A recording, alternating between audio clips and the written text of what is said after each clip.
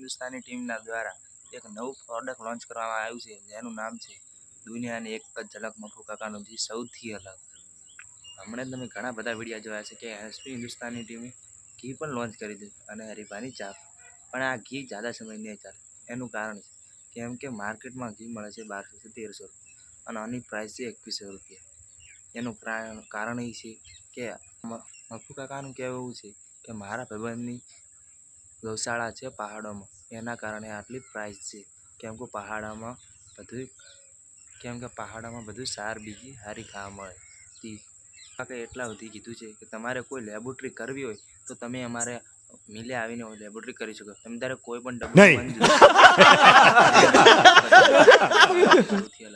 આ નામે તો આખી દુનિયા આજે ગાંડી કરી છે. જ્યારે પહેલી વાર હરીભાઈએ ચા લોન્ચ કરી ત્યારે માર્કેટમાં બહુ બૂમ પડાય, પણ અત્યારે વસ્તી એમ કે આ પ્રોડક્ટ જ્યાદા સમય ચાલશે નહીં. પણ વસ્તીને કહેવું એટલું જ કે તમે એકવાર લાવો અને ટ્રાય કરો. કેમ કે મફુ કાકાએ શુદ્ધ ભાષામાં કીધું છે કે તમે તારે કોઈ પણ પરેશાની કા હલ